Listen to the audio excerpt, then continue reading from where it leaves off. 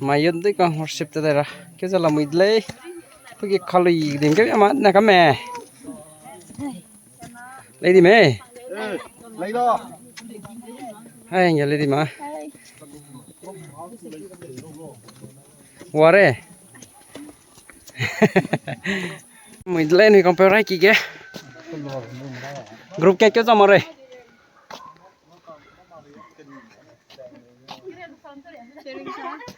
sang đây thì vẫn đi sang đây cảm ơn chị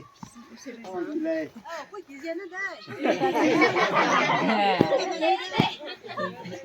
kita mi bang cái miếng này bây giờ sọt cả bao nhiêu đồng kita này bao nhiêu ngon áo sọt cả lắm này ai giờ kita mi bang lấy nó mi chơi cái đẹp thì lâu đấy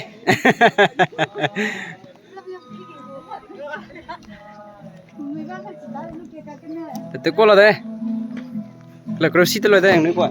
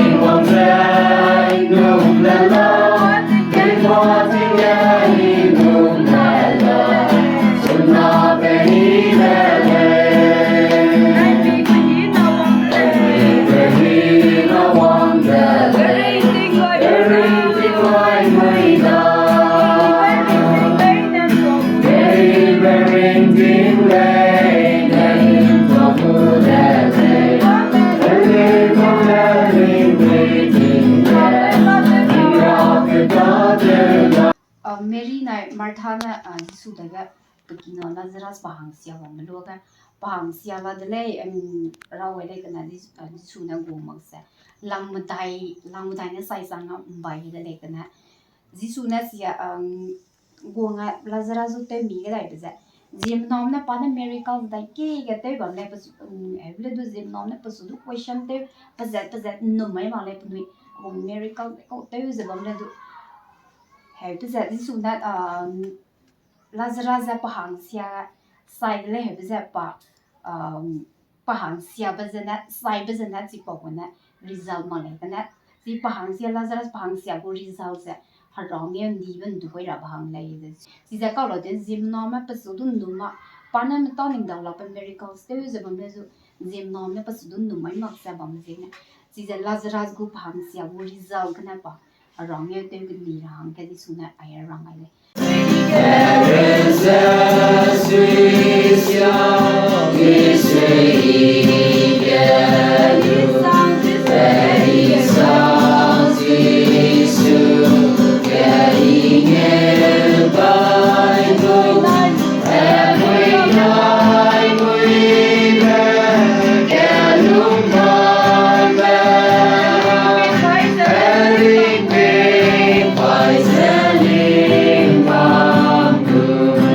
cái kéo xếp cái bên này mắp giật rồi cái đó tôi lên đi rồi bấm năm tầm nè lấy bao cán lấy ô tô lấy em nữa em đã học cái lỗ lấy khách gì lên ngô lên đi hàng kiếm bao cán lấy đi lấy đó mất tiền đó